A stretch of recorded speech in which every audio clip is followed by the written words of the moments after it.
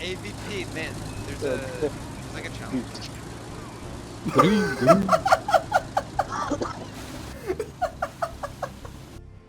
I've always wondered what the worst vehicle in War Thunder is, but I came to the conclusion that there was really no way to tell. There are so many vehicles in the game, all of which have to be spaded to get a true feel for their performance.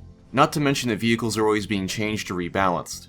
Of course, that was my conclusion before I played the Type 93. Originally, I was just going to make a video seeing how bad it was, or if it had gotten any better since it was added. In the 30 or so matches that I've played, I have become utterly convinced that the Type 93 is the worst vehicle in War Thunder. It can only engage air vehicles, and even when being used against them, it very rarely ends up killing anything.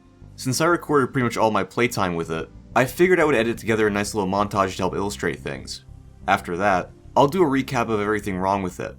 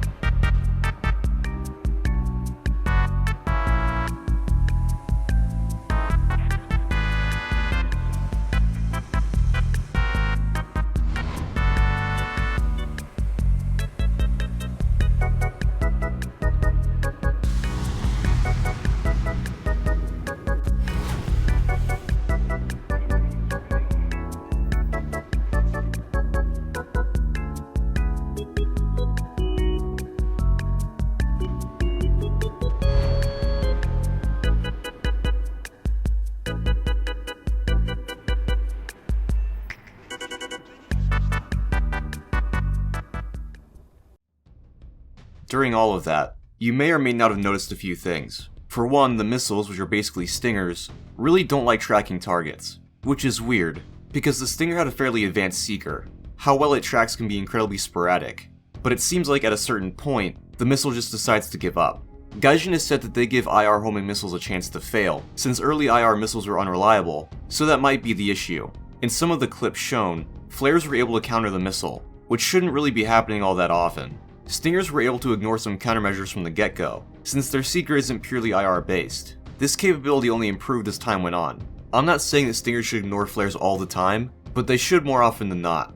The missiles seem to be a lot more effective against helicopters, but even those I'd say are like 50-50. Second, if a missile does get close to a plane, it doesn't explode. That's actually correct. Stingers didn't receive proximity fuses until much later. However, this wouldn't be an issue if they tracked correctly. Third, Stingers don't have the correct amount of explosive filler. According to a bug report for the A92, aka the helicopter-based Stinger, its explosive mass is 1.02 kilograms of H2A3, which equals about 1.22 kilograms of TNT.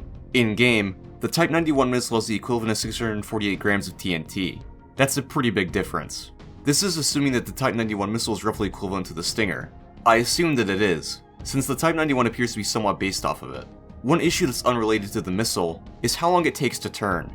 It's not really noticeable off-road, but on maps like Cargo Port, the thing becomes barely controllable. It doesn't seem like it should take that much time to turn the wheel all the way, but I could be wrong. You're honestly better off just parking the Type 93 somewhere, and using your commander thermals to scout. This is considering that baiting enemy planes and strafe me so that they would crash was about as effective as the missiles were. If all of its issues were fixed, I bet it'd be a fairly decent vehicle, but right now I wouldn't even bother with it. Just use the Type 87 instead. As always, hope you guys enjoyed the video, and I'll see you on the next one.